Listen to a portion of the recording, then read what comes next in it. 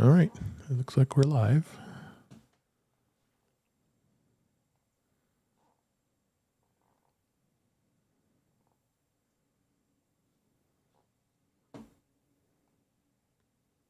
See. Okay. Yep.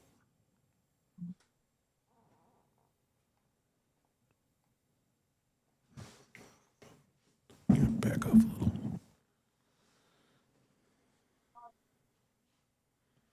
Jeff, I need your address for a coffee mug. Oh, I can fix that right now. Sorry about that. No problem. We'll see Chuck, Guy, and Patrice should be here.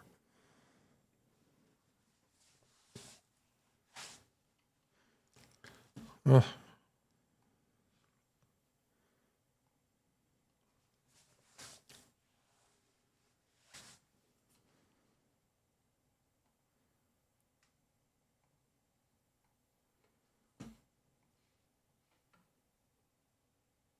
There you go. Fixed that problem. Oh, cool. Mm-hmm. Let me get addresses.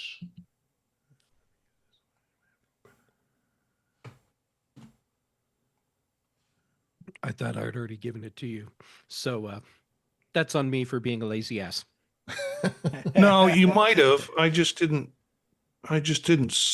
Previously, I think I sent you something and actually. Hold on. I just didn't save it. The address, that is. Check this right here. Oh, Special, yeah. The pin. right from you. Oh, man, I lost that thing. I can't find the damn thing. Oh, my God. I just pulled a Dave and Dave couldn't. Within arm's reach. The thing is, Dave, I've been trying to go back to the same Etsy site to buy some more of them. They're gone. And the guy's not making them. Yeah. Anymore. I'm sure it's here somewhere. I just am not finding it. Maybe we just discovered a truth of the universe. It can only be within Dave's reach. It doesn't exist. And it doesn't exist. Yeah. If it's out of his reach. Yeah. Well. Huh. I know. Right? Doesn't this change everything? Huh. I spent an hour today finding a Gmail account. I knew it existed. I just could not find it, nor could I sign into it. Because I couldn't figure out how to do it. Finally, I don't know how I figured it out, but I got in. How you doing with a bucket?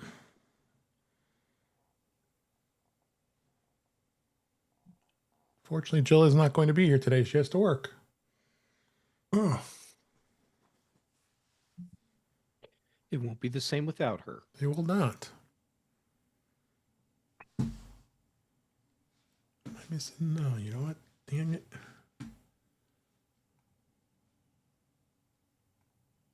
Yep. Patrice is in the chat.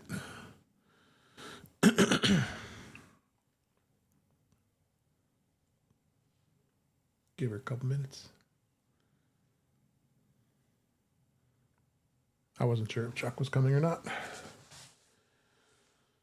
Well, he did spend Yeah, he was with the holiday with Team Cindy. Yeah, he was. So he may join us. Yeah, he we'll leave it open. may not be able to physically move because he's so exhausted. He might be in the hospital. He might be on the lam. I mean, with Team Cindy, anything can happen. Anything. Well, we're glad you're here anyway, Wither Bucket. You could be here anytime, but Jill's here most of the time. I heard something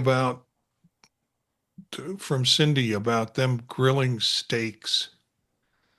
I don't know who it was, but I asked her what she was doing for her holidays, and she said, I wouldn't be going surprised. someplace and grilling steaks. And I was like, man, that sounds good.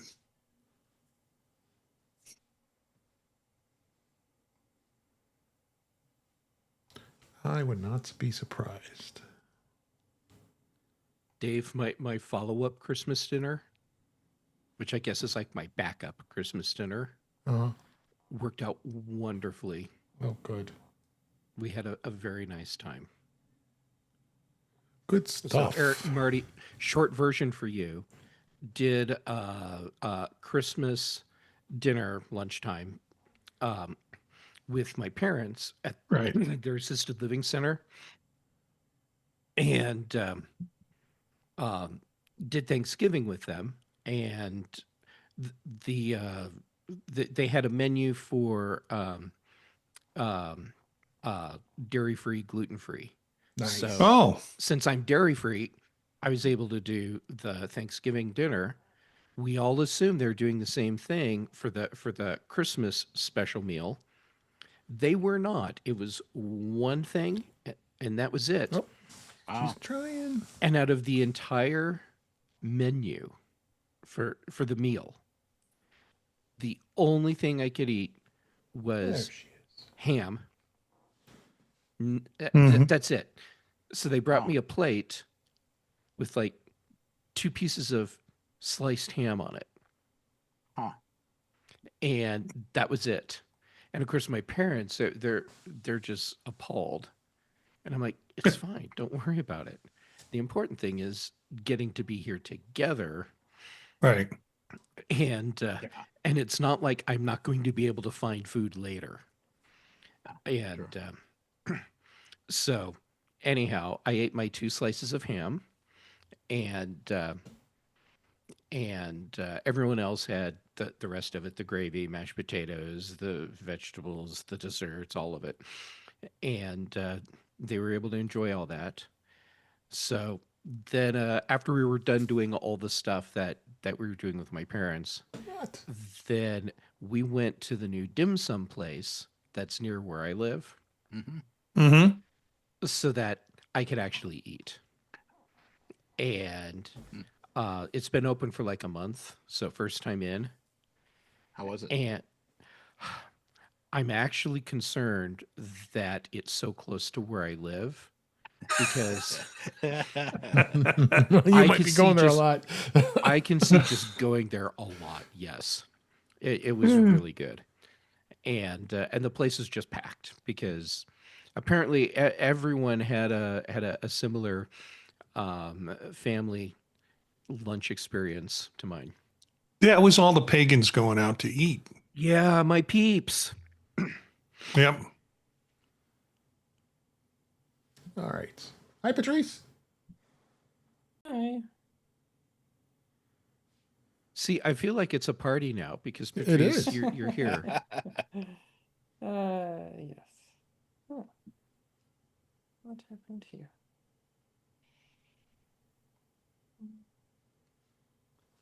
Wither Bucket saying I should have gotten 4, maybe 6 slices of ham. Yeah.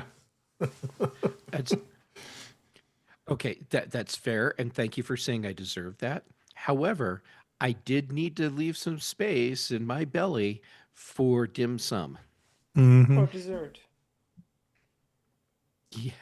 Yeah. Oh, Patrice, I even did get to have dessert because did the sticky bun things that have red bean in them? Is that right? Yeah. Mm-hmm. I didn't realize I'd never had those before. Oh, those are really good. I know.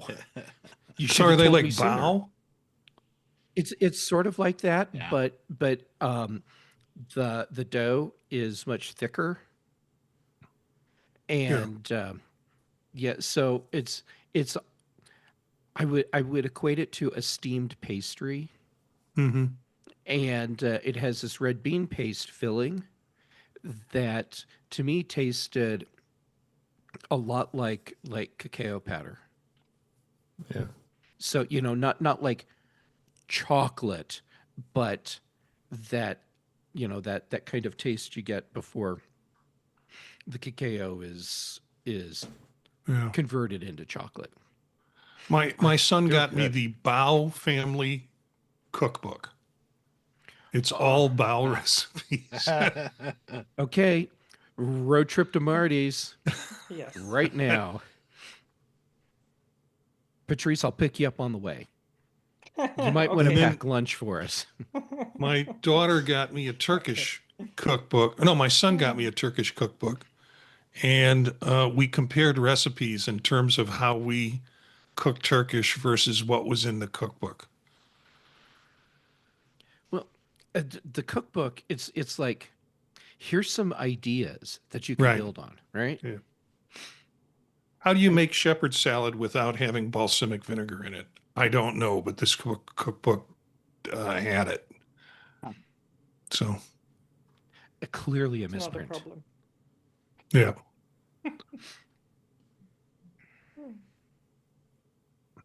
Give me a little sound, Patrice. You might sound a little far from the. Are you just on your laptop, Mike? Yeah, I don't know. No, it should. Hopefully not. It should be this road.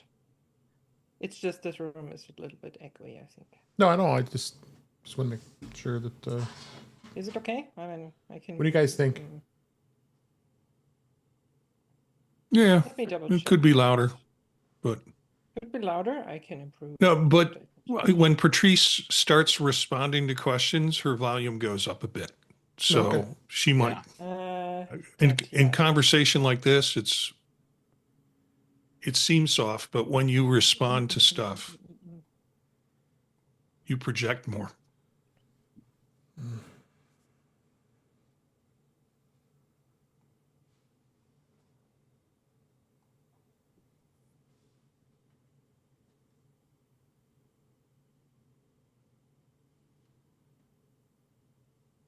Should be on the right mic. Double check. that. Using your road. Yeah, I'm using the road. Okay. Should be. I mean, Oh, you're not. I'm not. Yeah. Must be using your earphones. No, there's no. I mean, Oh, it's okay. either. It's it's your laptop, Mike. No, it's either. But no, it's saying. Okay. Let me turn noise cancellation off. I hear you in my left. Wow, she just went to left. It's in my left ear. Look, it made me heavy on this side. She's in the left ear. I hear you here, right here. Patrice, you're right there. Right here. Which is also weird because.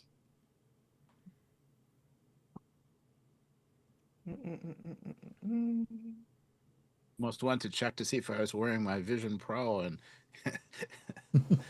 it's way more spatial. That was kind of cool. I've got double gamut. Let's. Yeah, just You know, Marty, Oh. for some people, I that's a switched it. Christmas miracle come true. no, I switched it back. You should only see him. It's a doppelgamut. That's what it. That's right. I've twice been the trying. trouble. Definitely. Twice the fun. It'll switch back as soon as you get off YouTube. I mean, as soon as I YouTube catches up. think it's definitely on the right mic. Yeah. Okay. All right. Good enough. Yeah. All right. Yeah, it's just this room has a lot of echo because No worries. hardwood floors and all of that. I'm glad you are here.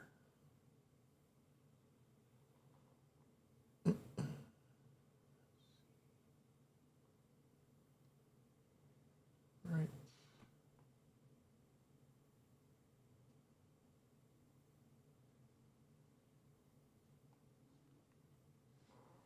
All right.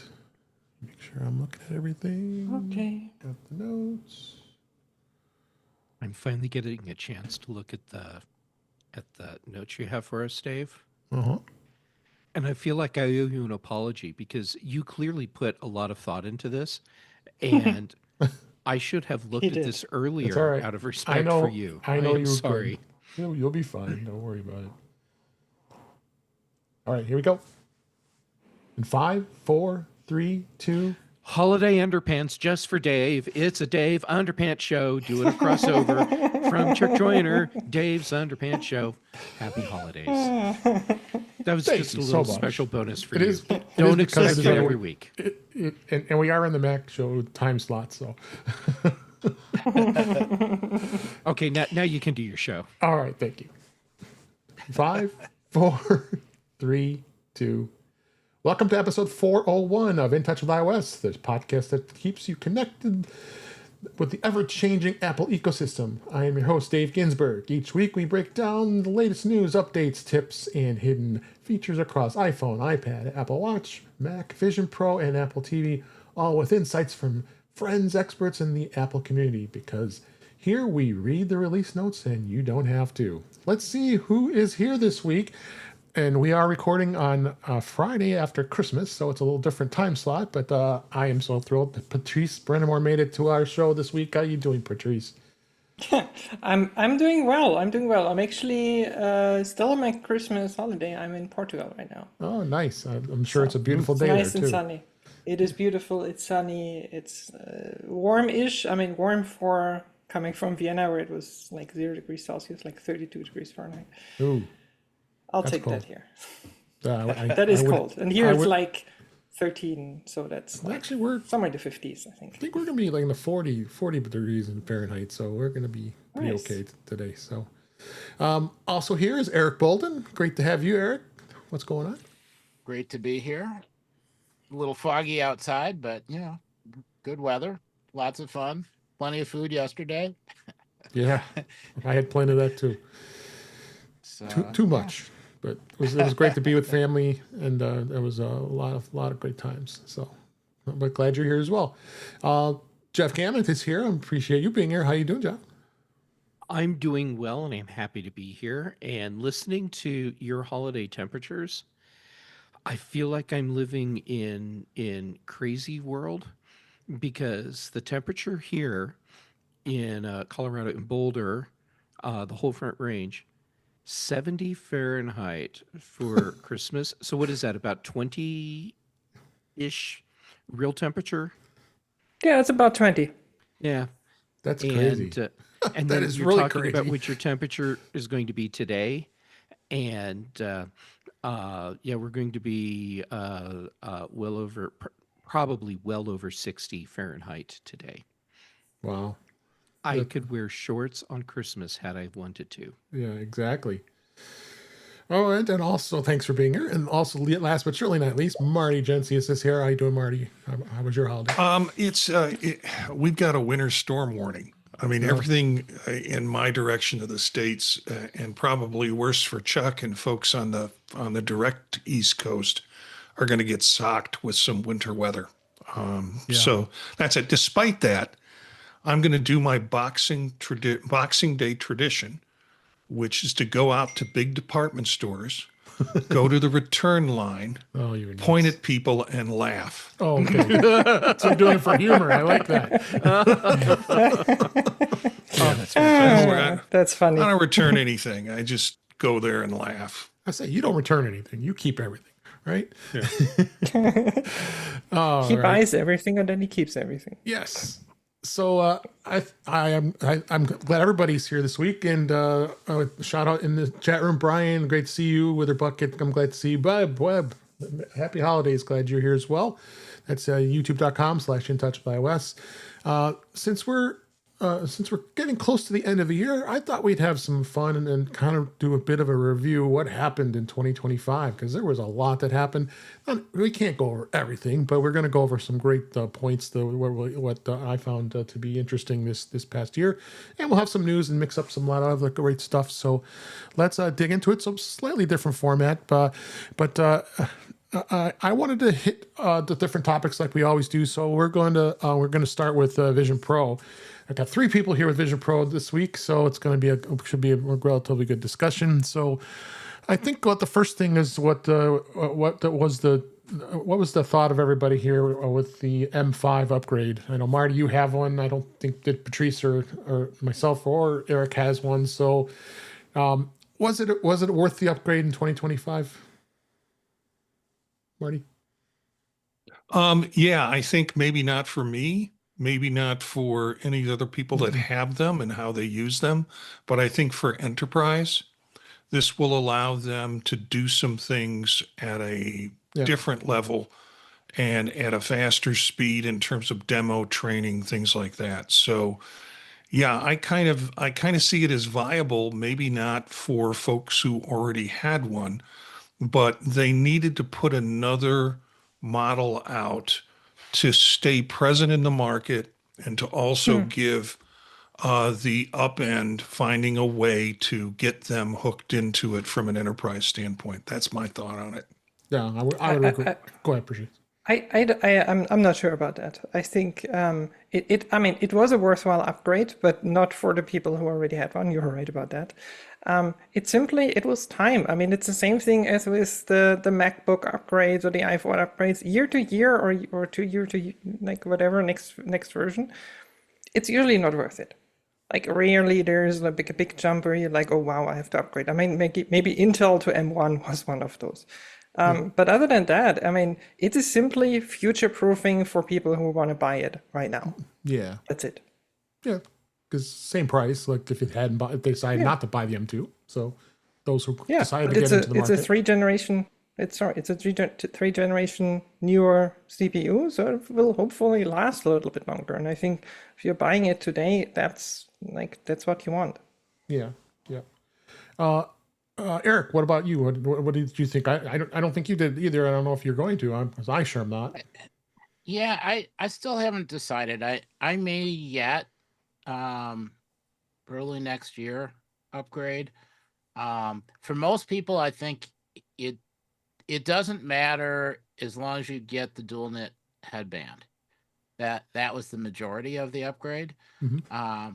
But for people who configure a kind of an office environment, who use lots of widgets and have lots of windows up, then you notice it on the older model, and the M5 can keep up for a little bit longer. I'm not sure it's worth spending all the money again just to get that. Yeah.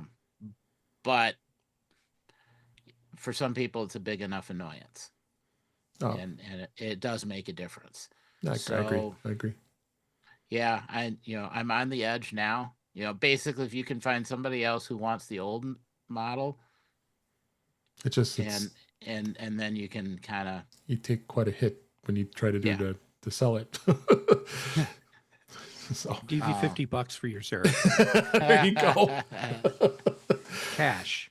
Yeah, no, I'm pretty sure Jill's kind of trying to convince me I should upgrade. Is she really? Boy, All right. I wish Jill was here. I want to get her on that one. That she's funny. You got a good friend there. She really is getting you to buy things because she does too. She's like us. Oh my gosh, Jeff, did you have any insights on this at all? Surprisingly, yes. Okay, good. So I'm the boy on the outside with this one because I don't have a Vision Pro. Yeah. But the M5 upgrade, I think it was actually a really important upgrade because my hypothesis is that the M2 Vision Pro, that's not what they wanted for their version 1. I think they wanted what they're getting with the M5 Vision Pro for the launch, but the timing for when they wanted to get the product out and their production for components, it just wasn't going to work. Yeah. So they launched with what they could make, and now we have what I think they really wanted to roll out. So what I'm hoping is that this means we will see a bigger push to support Vision Pro developers, and we'll start to see even more apps. It's not like there aren't any apps, but it would be great to see even more out than we have right now. So I think that door's been opened. Hopefully Apple will run with it so developers can too. Yeah, no, that makes sense. A couple other things I wanted to hit on with the Vision Pro. The kind of the big picture. Did at the end of 2025, do you think Vision Pro is a product, a platform, or a preview of what's next? I think it's probably starting to be a platform. It is a product. I think it's kind of both of those in some sense. I don't know if it's a preview of what's next or it's not. I would like to hear what the panel does. I know, Patrice, you got some thoughts on that. Yeah, as you can tell. I always have opinions about stuff. It's definitely what's next. I mean, remember, and someone said it on some other podcast, maybe it was Gruber, I don't remember. But remember, like he said, like whoever it was, back in the 80s, that the Macintosh was like, it was way more expensive than the Vision Pro is, way more advanced, like compared to what we had back then, than anything else, and was a failure, right? Or people said it was a failure. Go forward, what is it now? Closing in on 30-ish, 40 years almost. Yeah. Actually, 40 years. 40. 40 years, yeah, that's crazy. And I mean, it's everywhere, right? So it took a while, and I see, and I think Apple sees it the same way. This is the next thing. This is next generation, not the form factor. Like that will change over time, I'm sure. I mean, as we have, like the Macintosh that we had back then is not the computer we have today. I mean, we have computers in our pockets that look vastly different. I mean, it took probably a long time to get to the laptop form factor until it really started to take off. It just takes time, and I think Apple sees it. And and despite what people are saying, oh, it's really funny. It's at the same time a complete failure, and Apple has sold more than they ever planned. Make that make sense. Yeah. Exactly. And it's only, people forget that, it's only in 12 countries. 12 countries and territories. It's not even in the world. It's not even in a fraction of the world. It's in most of Europe, not available. Like Austria, forget it. Portugal, forget it. Like you can't get it. Yeah. So it's not a failure. Apple just is very deliberate, very slow, and we know it. They're investing 10 years, 15 years into the future. Yeah. Jeff, you got some thoughts on that? That's a rhetorical question, I assume. All right, so Patrice nailed it. I could just point to her and say same, but I should put some effort into this as well. So I will summarize by saying this is a preview of the platform of the future, and Patrice is absolutely right. The form factor is going to change. And she's absolutely right about everything about comparing it to the Mac back in the day. Yeah, this is our preview of the future. Yeah. Eric, Marty, throw anything you want in this? I'll go ahead and say, yeah, it's a product. We know that. We know it's going to change, possibly bifurcate.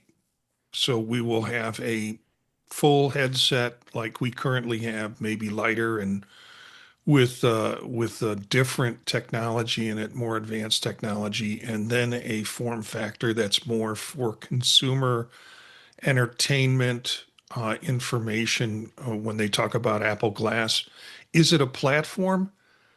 I'm really disappointed in this part because you know, it's not fun to pick on developers. And I don't want to sound like I'm picking on developers, but we have a spatial platform that has dimensionality to it. And with the exception of a few games, and there are no productivity apps that really take advantage of the spatial platform. So could you be doing multiple windows of versioning in Word documents? Could you be doing all sorts of different uses of spatial that you can't do on a flat screen? But frankly, most of the productivity apps and most of the apps within what is the OS platform, Vision OS platform, look just like they do on a flat screen. So to me, it's not a platform yet because developers haven't imagineered how their productivity apps could be used within the device. Yeah. But I mean, the fact that the developers haven't done it yet doesn't mean it's not a platform. It could be a platform. I think it is a platform because all the parts for it are there. The developers just haven't done it yet. And I mean, you mentioned productivity. Think about what the big productivity companies are. Microsoft, not the most innovative company you can imagine on the planet. Yeah, but let me suggest I agree with you. It's a platform, but it's not being used the way it could be being used. And anything that, and the argument people will say is, I don't want to get one of those things. I'll just work on my laptop, because there's nothing compelling from a productivity standpoint to pull them into it, unless you want to do the kinds of things that Eric does with, with virtual Mac display. But still, it's that's just a projection on a two-dimensional uh, field. So Yep. Hey, Marty, you're right. And I think we're in that awkward phase right now where you need the hardware for the developers to support, but you need the developers to support the hardware, and you need the big companies on board. But to get a company like Adobe on board with true native support that takes advantage of what the platform offers, that is a slow process because the Adobe apps are so fracking complicated from the code standpoint that it takes a long time. For example, it took how many years after Apple did the switch to Intel before the Creative Suite was actually native, even though they were running native on Intel for Windows. And then they were not ready on launch day when M series processors came out. It took them a couple years before they were able to ship a native version. So now we're looking at something that also breaks the interface paradigm for a lot of companies, because a lot the big companies tend to be cross-platform, so they write a unified interface. But when you go to Vision Pro, it's not a unified interface anymore. You have to come up with a completely new way of doing it. So I think Yes.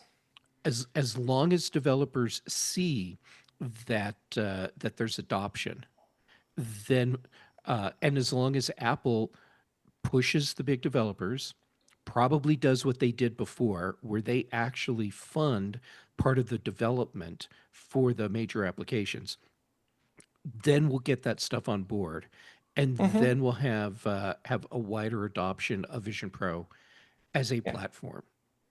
It, I think you hit a pretty important point there. It is a different platform, right? I mean, Intel to PowerPC to Intel and then Intel to M1. I mean, nothing changed on the interface level, right? It's still a flat surface. You still have Windows, all of that. The Vision Pro is fundamentally, if you really, I mean, if you want to do more than, okay, this is an iPad app on the Vision Pro, which, I mean, can be done with the tech box mostly. If you want more than that, if you really want to use the platform to its fullest extent, that takes creativity, that takes time, that takes money investment, that takes money simply. And I mean, I can see, especially the big companies, not doing that because they're usually like, okay, I can invest $1 million here and have something for a platform nobody uses in their view, because compared to the other platforms, it is nobody. Or I can invest it into the platform, everybody is using it. Okay, that's where they go. That's why you see so many indie developers, like all the time. Even today, there was a new app that was posted in chat. Like, there's like, if you go on Reddit, there's constantly new apps, new things, small developers are trying. It's not that the platform is not being used. It's just that the big names that everybody looks at are not doing it. Because, yeah, they look at it and say, okay, I can serve 1 billion users on iOS, or I can serve, let's say, 1 million on Vision Pro and have to invest more. Where am I going to invest that? Yeah. And Eric, I'll that's bring where you in Apple's here. deep pockets come in. Let Apple invest it, and then they make it. Yeah. I mean, that's seriously, that's a big part of how we got Creative Suite, Creative Cloud, whatever, on newer Apple processors. It's because Apple said, "Here's the money, make it." Yep. And Adobe's like, "Yeah, okay. Well, we will ramp up our time schedule then instead of the longer time schedule we had." Yep. You know, in many ways, I think it is one of the most unusual products Apple has ever had, because it is a public prototype. and Apple almost never makes public prototypes available for users. It is a prototype of a display that can be used for the Mac Virtual Display, for viewing panoramic images, spatial images, watching movies, consuming media, but it also is a display if you want to create spatial movies and work with spatial audio. And the only way to really kind of jump into the studio is to have something like the Vision Pro. There isn't another good way to do it. And you can't, it's really hard to go to traditional film school and then turn around and film something that is spatial. And if you read some of the comments and some of the indie movie producers, going and showing scenes and saying, oh my gosh, I all of a sudden realized, I have this whole set of lights over on the side that is in all of my footage because I didn't realize how wide the view was, because in the one view screen it wasn't showing and in the other it was. And so all of the production teams are adding Vision Pros to the mix so that their dailies all show up in the Vision Pro, because it's the only way really to check and get the whole kind of field of view and the look and the feel. Now, it's, if you think of it as just a public prototype display, that's kind of limiting, because it also does other things. Now that they have widgets, you basically can have a virtual office that's configured, even if you're sitting in a coffee shop or walking into a bare cube. In minutes, it can be completely configured with your clock and all of your pictures up, and there just isn't anything else out there that gives you that kind of same experience. And you can, with a phone, take panoramas, you can take spatial images, but you can't see it until you're wearing something like a Vision Pro. Correct. Eventually there will be something else, glasses, or maybe a cheaper Vision Pro, or some other way of seeing some of this. And you get some of that because you can kind of do the images that have depth on a phone, sort of, where you kind of tilt it and you can sort of see more of the sides. And it's a sort of a hint of what might be there, but it's not the same as looking at it through a Vision Pro. Yeah.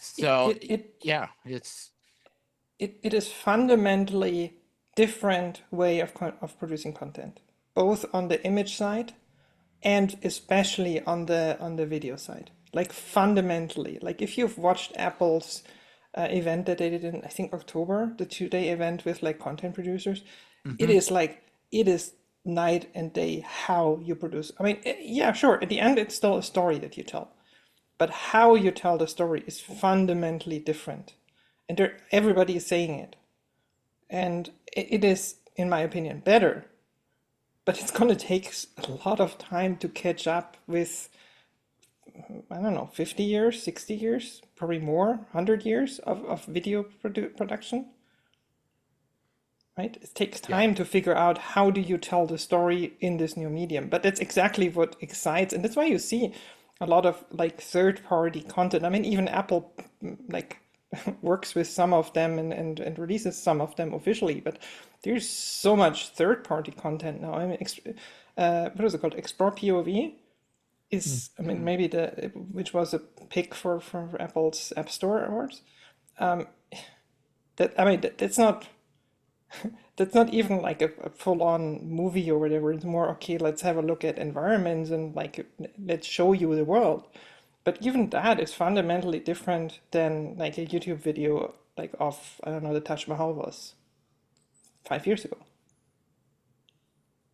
Yeah. Well, and even something like Street View that you can view on all of the different platforms, but then you get something like Waddle Street View, which just drops you into the location, and you you can sit in a swivel chair or stand and turn around and look, right and left and see the stores and the people and the cars, and it's a totally different experience.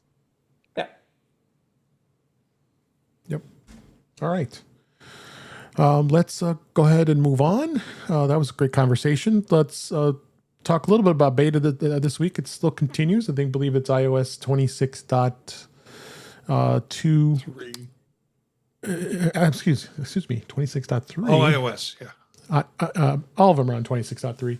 Yeah. Beta 1. I don't think that we've gone beyond that because a little bit of a going to Christmas vacation for Apple. So we're as it continues. As anything less than you think, actually. Yeah. There's more people like working at Apple outside of the Western world than you would think. So I'm always surprised how much is still happening on Apple these days. Yeah, just nothing will officially get released until after the holidays, of course. Patrice, have you noticed anything with 26.3 it's been hitting on the iPhone? Noticed, no, but I've read some stuff. Like especially in the EU, seems to be that there's some changes coming.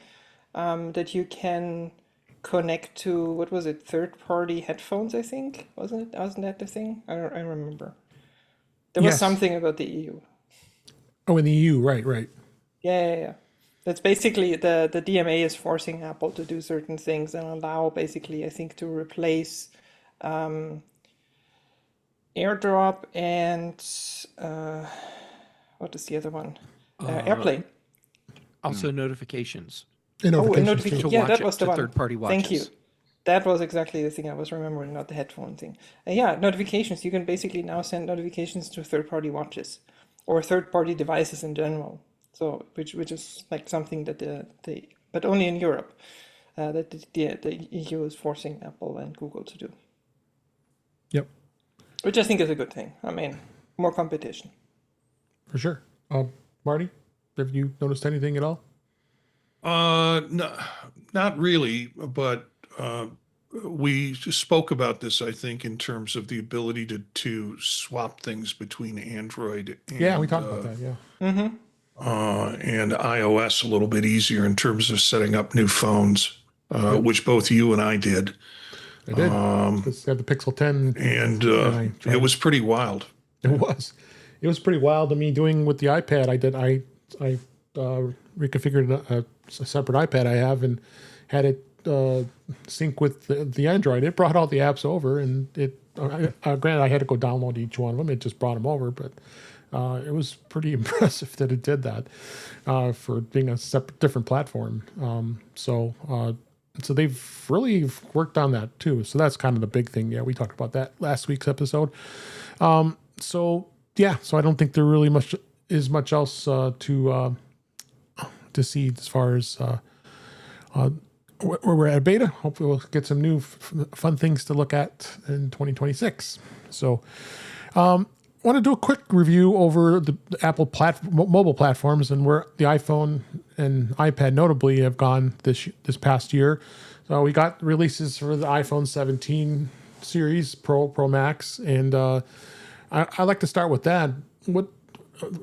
Many of us here have the 17 Pro one way or another, and I wanted to know how you think it was, how it evolved over the last year. It's like between the 16 and the 17. Is there anything really noticeable? Was it worth an upgrade? And did Apple just do it kind of like an incremental upgrade and looking for the newest things next year? Because maybe the rumors of the foldable iPhone, which I'm not going to touch that because it's rumors.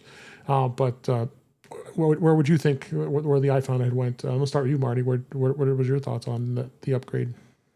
I don't regret doing the upgrade from the 16 Pro Max to the 17 Pro Max. I never use my 17 Pro Max. I use my Air consistently. And if you don't want to talk about the rumors of a foldable phone based on foldable phone, you can also not talk about the rumors that there's going to be an Air 2 coming out next year with 2 cameras. Right. I really like the device. I don't know what I'm missing by not carrying around a brick. Yeah, it's true. How about you, Patrice? What were your thoughts? How the upgrade went, and do you think Apple just did it incrementally, or was it a pretty notable upgrade to you?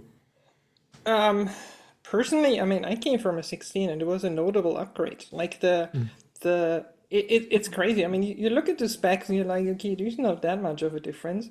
But day to day, when you're using it, the battery life makes a major difference for me. And the camera quality is actually better. Like I can tell in the spatial photos that I like the spatial photos, the spatial videos, and the panoramas that I take, and I almost exclusively take them. You can tell the quality difference, even though it's like only a marginal improvement. Like I think the second camera was upgraded. And I share them on InSpace all the time, and people actually say like your pictures look for some reason better than like the 16th did. And like so, yeah, big. I'm in the Pro Max, so big upgrade. Yeah, oh yeah, for sure. And I love the colors. Like I have to say, like orange. I know people hate on that, but I love the colors. I love it. I love it. I love it. Spray tan Finally. president is what I call it. Finally, a color. Like. Yeah, so I think that's one of the biggest things. I'll go through some of the other things. The camera improvements for sure made a difference. I think the cameras are amazing. The computational photography and video was just vastly improved. So that technology really was a big thing. The USB-C support, that was probably some big improvements for this year. With a little more expansion with storage, audio, capturing workflows. Those were all great things. I've tried it a bunch of times. It's crazy how much you can. I mean, I can hook up a big SSD or a NVMe or whatever drive you have and plug it in, and it recognizes it. You can copy your files off in a matter of moments. It's much faster. I did notice battery life. That was improvements as well, and for sure with the 17 Pro Max and the vapor cooling was the cool thing. You know, Apple's already got those ads out there talking about the vapor cooling and the A19 Pro. It's so cool, and that's what they've been highlighting lately. It feels cooler. I don't know if it really is. Yeah, I don't really know if haven't it felt it matters warm, at all. yeah. It just feels cooler. Yeah, it does. So there's that, and then it has done better things with iOS. I mean, I think the big thing we could talk about is Apple Intelligence. I don't think it's been a kind of a very big disappointment. There's with all the things we talked about. Has anybody here used Apple Intelligence much at all? I haven't. I mean, I use it a little bit, but I really haven't. But what could Apple do? It's better. I mean, we're waiting for them to get off their butts and get some good people to finally get this in place. Is really what I think comes down to the bottom line. And, what do you think, Jeff? Yes. I think that yes, there's a lot Apple can do. However, we've been using Apple Intelligence daily for years. Yeah. And in many cases don't even realize it. And to me, that's the best part of a technology like this, when it becomes completely transparent. So we've been seeing it in places like in the Photos app for a long time. The whole thing with your phone learns your routine and can start giving you notifications based on your routine. Just all of those things that on their own, they're just these mundane things that you don't think about. So Apple needs to keep on top of that and make more of the mundane for us with all of this. But then if they want to compete with where the rest of the space is going, then yeah, they have a lot of work to do. I would be super excited if they ever got to the point where we could talk to Apple Intelligence in a way that actually is human. Mm-hmm. Like for now, when we talk to the S lady, if I want to do 3 things with the lights in my space, I have to issue 3 separate commands. Why can't I just conversationally say, turn on the living room and kitchen lights, set everything to 50%, and make it a soft white? Yeah. Can't do it. So yeah, there's a lot to do. I realize I'm just starting to soapbox, so I'll shut up. No, you're good. In the chat, Wither Bucket said, I'm hoping to hold on to my iPhone, my 16 Pro Max until maybe the 20th anniversary model, a super extra cool model. So yeah, I don't think that's a bad idea. Doubt I it. think many of us here we upgrade every often- year. How often are we going to have to change the antifreeze on our phones? The vapor cooling. You know, the last time Apple did a 20th anniversary product, Flop. yeah, that would be the Mac. Yep. And it was actually crazy cool, but it was No one bought it. Yeah. Yeah. So, yeah, if Apple's going to do a 20th anniversary iPhone and they want it to be a super cool thing, okay, what are they going to do in a product space that's already mature Yeah. to make this device that cool? Hear me out. Implantable iPhone. Yeah. Shut up and take my money. I think I have a show title. Yeah, no, yeah, that would be cool. So, one last thing I wanted to Put it mention. in your hand. Yeah, go ahead. I One was last just thing. going to say, put it in your hand like that. Like what movie was that? Minority Report. Yeah, Hello, I am talking to you. I mean, people are already holding the phone like that. Like so this. just Oh, yeah. use the Switch their phone and just talk to phones. your hand. this is what they do. They're like this, Yeah. facing this way. One last thing I think that they did well was the control center. I think control center. They did some great things to redesign it to make it as much customized as you'd like. So I was pretty impressed with the powerful features that they put and flexibility, and the privacy tools. They've also added some of those things as well when it came to that. So saw some good improvements there. All you guys use the control center in one way or another, right? Mm-hmm. Yeah. So Well, and being able to have the phone listen and translate to giving you, speech to text, all of the audio stuff Yeah, with the exactly. phone and the translation between languages and the hearing aid bit pieces, being able to search large numbers of photographs and at least give you a smaller group to search for versus, find the year and hope you can search out 1 out of 10,000 images. I appreciate that all Yeah. the time. Yep. So overall, great stuff. Gonna touch a little bit on the iPad. The iPad's really just delivered some incremental updates, obviously with hardware from M4 to M5. It makes a difference. I have the M4 13-inch, and I'm not upgrading it. That's just like the AirVision Pro. It's no point. I mean, it's working perfectly fine for me. There's always quiet updates with it. There really hasn't been, the one debate's been going on is the iPad can it be a laptop replacement versus a companion device. We've had that debate for a while now. I've done presentations about that years ago about it, and I was probably way ahead of my time when I did it at MacStock. Yes, you were. So I think it's coming close. It's close. Just the thing is, we've had debates before about, well, it should be running Mac OS. It's, we're showing you instead of iPad OS. But beyond that, I don't think there was really anything notable about that. So anybody have any comments about the iPad as far as this year? It's frustrating and Yeah. cool at the same time. And you've pointed out the fact that we have this platform where the hardware is incredibly powerful, but we're still hobbled in some ways. And until we get to a point where I can have a Mac Mini on my desk and that just stays there, and my iPad Pro is my mobile device, we're still not taking advantage of what iPad is. Yeah. It should never run Mac OS because these are completely different platforms. Exactly. And I don't want an iPad that runs Mac OS. I want an iPad that has an operating system that takes advantage of what the platform is.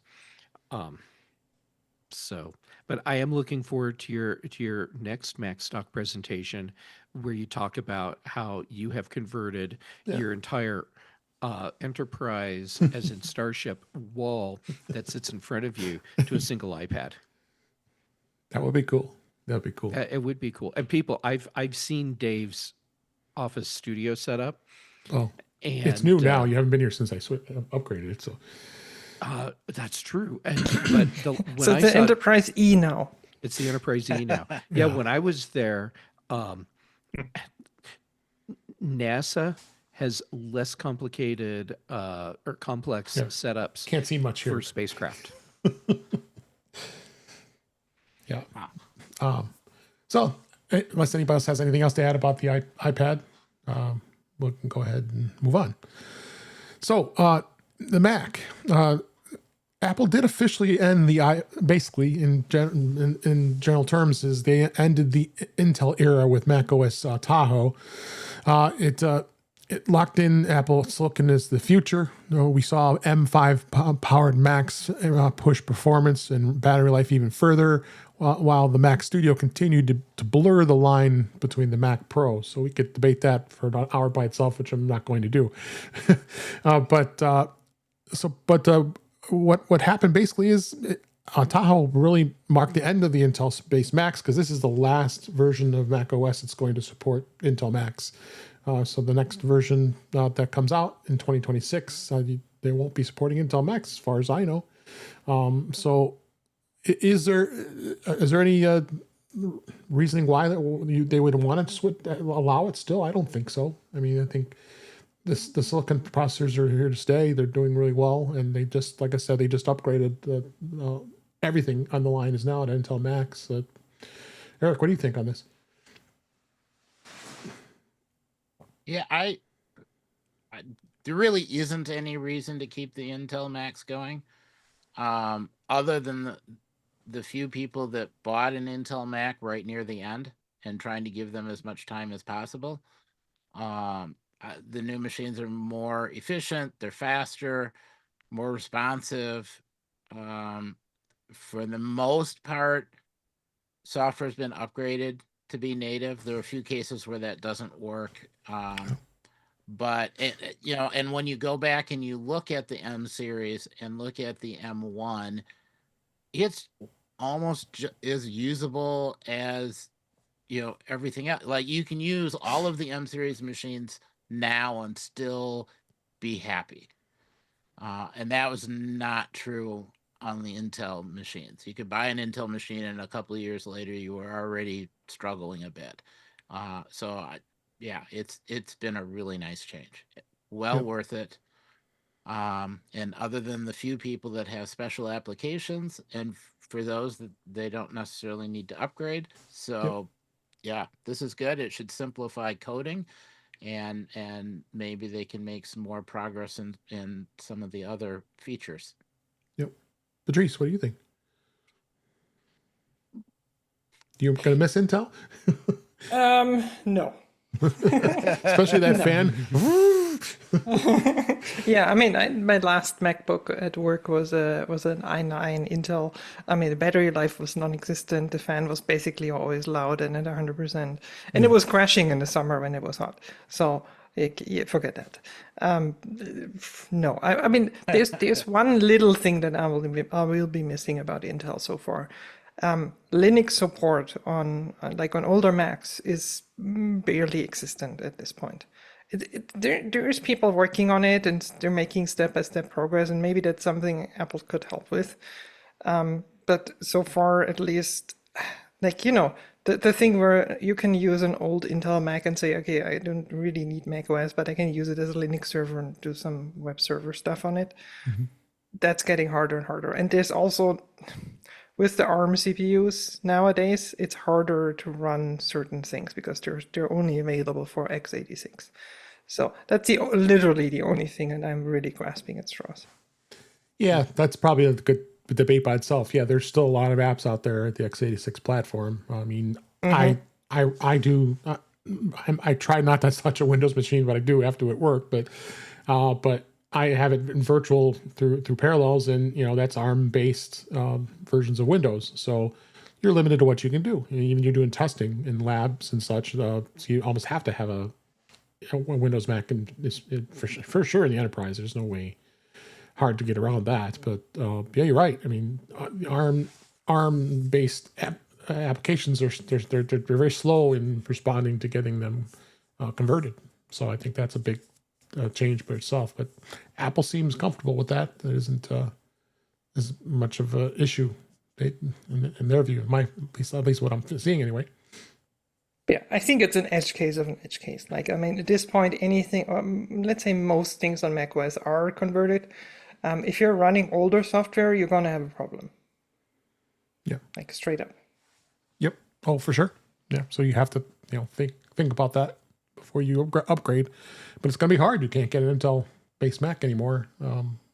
You don't want to use one, that's for sure. Especially dependent on that device to be working in the enterprise. So, anybody else have any thoughts on Intel before we move on this? I'm going to throw out some dates at you. Okay. Apple had converted their entire product line to M series processors by 2021, except for the Mac Pro. But Right. I take the Mac Pro out of the mix because Right. it doesn't really count. Yeah. And Apple's made sure it doesn't really count because they rolled out the Studio. Right. Was that 21, 22? Yep. Anyhow, but by 2023, the Mac Pro, they weren't making the Intel version of that anymore. So we've gotten all the way. Well, by the time there's no major OS update for Intel Macs, it will be fall of 2026. So for all the Macs that actually mattered, that's 5 years after they stopped being Intel processors. Yep. That's pretty good, actually, for any computer maker to support totally deprecated hardware for that long. Yeah. So, well, I don't know. We're close to RIP with Intel and Apple. So we'll see where it goes. We could have Microsoft do a little funeral march for him. That's right. Da, da, da, da. Yeah, little Star Wars. So, and then as far as current hardware now, Apple did release this year the MacBook Air 13-inch. That was back in March. That's an M4. You've got the MacBook and 15-inch. And then the MacBook Pro M5 in October 2025, which I found to be interesting that they just released that model. But I'm very on the fence of me just going it with that, or do I want to wait to see if Apple comes out with the M5 Pro? Because I had the M1 M1 Pro, but did I use it a lot? Do I need all that power? This M5 new one, as I keep reading and looking at it, I got a gift card burning in my pocket here. I gotta buy a new Mac and trade my old one in so I don't lose any money. But buy two, Dave. They're small. Yeah, sure. Right. So are they going to release the M5 Pro next year? It's kind of strange that they delayed this because I have not seen them do this before. Do you guys think they're going to release the M5 Pros, and the Macs, and the higher end models? Absolutely. Yeah. 100%. And I think it's good that they split it the way they split it. Because if they came out with everything, they might That's not true. have enough, and a whole pile of people would order an M5 Pro or M5 Max or whatever that definitely didn't need it. Yeah. And that would be way too much expense for no good reason. So doing it this way, everyone who wants to get to an M5 as fast as possible can do it. For the most part, they're going to be happy with it. Anyone who's not happy with it is doing something where they can afford to upgrade again if they really need to. And yeah, some of the software options, the interconnect stuff, some of the other high-speed stuff, we'll get more information by then. And frankly, in a bunch of cases, you still might not need it, because maybe you get a secondary machine that's the M5 Pro that isn't the laptop, and you use the laptop to talk to that machine. So I don't know. It's interesting. Yeah. But it will get here. Any other thoughts? I think the challenge right now is whatever M series you're on are so good that it's hard to feel compelled to get a new model unless they're adding more to it. Like, it sounds crazy. I'm going to sound crazy here, but give me something else besides the faster processor on the equipment, that the new equipment you want me to buy, because the current processor I'm on, so it takes me 4 minutes to render video versus the new one, it'll take me 3.5 minutes. Doesn't really mean that much to me. You've got to give me some different additional functionality to compel me to move into a pro level if I already have the M5, or even if I have the M3 or the M4. I mean, it's all, to me, it's hard for me to tell if, and maybe it's the way I'm using the laptop, but it's hard for me to feel compelled to shift because the M chips are so good. Yeah. Agreed. So I'm on the fence. I'm gonna just sit chilly, see where it goes here, because I want to still get a good buck back from my old one, but it'll go down even more when the M5 Pro comes out. So The M5 Pro will come out, and you will be like, okay, I'm buying this because we know you. I may just go with M5, bump it up, add the money into the bigger drive and the max memory, and I'll be happy with it. That's where I'm close to that. We'll see. So we'll see where Apple goes with the Mac. That's not a bad thing. No, it isn't. I don't think it is. Super powerful processor. Yeah. Get the extra storage you need. Get the RAM you need. Yeah, and be good with it. Because I'm not doing hardcore stuff. That's, I gotta think. Yeah, you're only rendering video, feeding live streams. Yeah. Just professional level stuff. That's all. Yeah, that's okay. Well, we'll see where I go here. All right, before we wrap, I just want to hit a few more topics here. The airdrop codes that were out there. This was an interesting article from Six Colors. This was Glenn Fleischman actually did this, talking about the airdrop protocol and what they've done. Really, I thought was really kind of cool. That you've got the new codes, so you're able to, instead of opening up to everybody for 10 minutes, you can use airdrop codes. And I've tried it; it's actually pretty cool that it worked. And you can ask that person to do it, and it works really well. Has anybody tried this? I think it's a smart way of doing things. Honestly, no one's tried this. I have no friends to share this with. Okay. Yeah. All right. Well, I did. I there shared you it go. between devices. I thought that's the way I tried it, because it wasn't with a friend. So you just admitted you have no friends either. I do, but I'm going to try it with a friend. For the research purposes, I wanted to make sure I at least did it. So it sounds like not everybody's done this, but I think it's a smart idea. I mean, security wise, I think setting your phone to everyone for even 10 minutes, I think is kind of risky, honestly. So. All right. So what I'm hearing is you've been around me, and you've opened up your phone to everyone. Don't go I to any of the apologize. Vegas hackathons and be doing this. Yeah. Oh my God. Yeah. So again, this year, let's talk a little bit about what Apple discontinued this year. We talked about iPhone and went from the 16 and the 17. So basically, all the phones that have been discontinued, the 16 Pro Max, the 16 Pro, but they're still selling the 16 as you can buy it as a lower end model.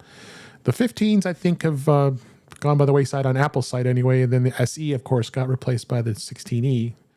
iPads, you had just a spec bump. It was just the M4 to M5, and then the the iPad Air just got upgraded to the M3 from the M2, and then the iPad 10 was updated with A16 chip. And the Apple Watches, like every year, they went from the 10 to the 11, and the Ultra 3 and the SE3 were updating. Nothing big there. And we just talked about Macs with upgrades that were replaced. So there's a lot of other accessories that got discontinued. Of course, the AirPods Pro 2 went to the AirPods Pro 3, and we talked about the Vision Pro M2 to M5. The MagSafe charger, this was interesting. It was a Qi 2. It was succeeded to the MagSafe charger with Qi 2.2 support. And their 30-watt USB-C adapter was succeeded by the 40-watt dynamic power adapter with 60-watt max. And then the MagSafe 2 converter, that was discontinued because that's long in the tooth there. So, but yeah, there wasn't a huge thing with the upgrades. Did anybody know nothing notable to you guys with what changed this year with products? No. No All right. surprises. No Yep. surprise. Nope, not at all. And then this was interesting. There was a malware bypassed Mac OS Gatekeeper by abusing Apple's notarization process. It was a new variant of the Mac Sync Stealer. Uses a code-assigned Swift application to get around Apple's Mac OS Gatekeeper protections. It does a pretty good job fending off malware. I think it does. I think it has its moments, but basically under this new method, the Mac Sync Stealer was introduced as a part of a code-signed notarization, and it was encouraging an open installer of an ZK call and messenger. It's easier, bloated, and initially deceiving. Apple hasn't made much of a big deal of it. I haven't really heard much about it. Has anybody here really heard much about this? People think Gatekeeper and notarization are magic bullets that just prevent any malware. No, like it's not even that crazy. Anybody can build any app and sign it. Like that's what notarization does. It will do some malware scans and some make sure it doesn't do certain things, but something is gonna go through. And I'm pretty sure this is blowing up because nothing else is going on. Yeah. Because this happens probably more often. Yeah. But the thing is, this is probably already revoked because there's a certificate attached to it. So Apple just revokes it and says, okay, this certificate cannot run on any Mac anymore, and it's done.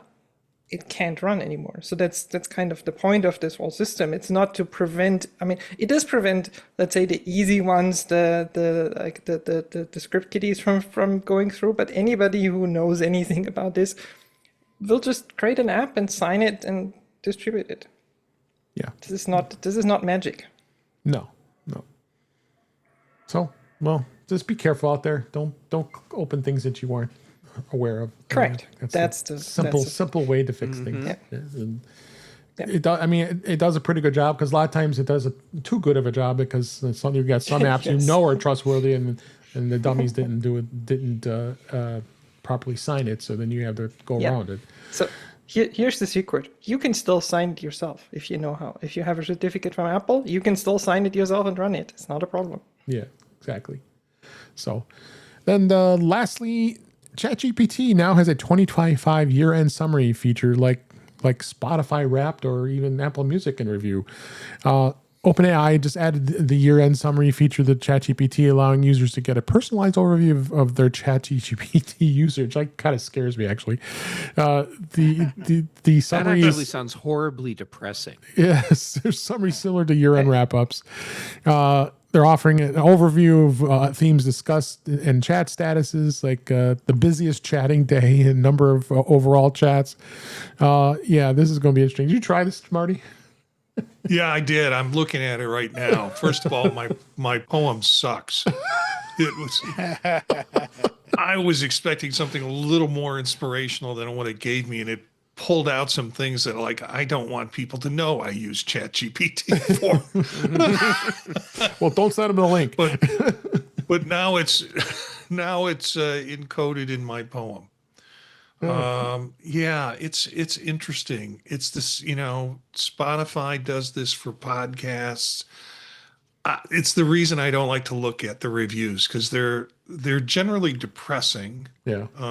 It's not as much as you want out of it. Yeah, it's and then it gives me my chat style.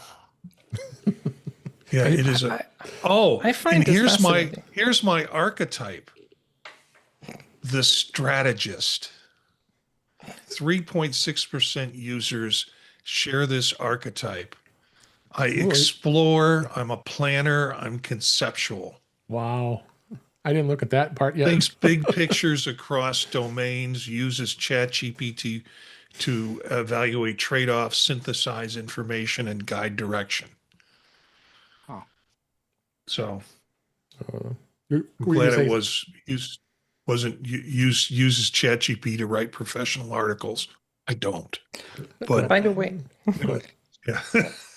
you can do the same thing with any other system. Just ask it. Like I just did it with Perplexity because I'm using Perplexity. Yeah. I'm like, give me a review, like what I've done, kind of like ChatGPT, and it just does it. Like it's not magic. Yeah, but you It's don't actually, get my I find it fascinating. I picture. like to go back and look at like because Sure. you know we're living day by day, hour by hour, minute by minute, right? We're living in our lives in small increments, right? It's for us hard to look back and remember everything. It's just impossible. There's like however many minutes in a year. So having tools like that, whether it's Spotify, that's why it works so well. Whether it's Spotify, whether it's like YouTube, Apple, whatever, they're all doing it for that reason because we like to look back and see what is the bigger picture, which is hard for us to do. And those tools know, and especially like these days with ChatGPT and all those AI tools, they know a hell of a lot about us because we've been using them for a ton of, actually, at least for me, it's true, for a ton of stuff all year. So yeah, go in, do it, have a look. It's going to be interesting. You might not agree with everything, and that's fine because you take away from it whatever you want. And if you say, nope, that's not true, that's fine. Yeah. It's not foolproof. It's not magic. It doesn't, it's not a psychologist.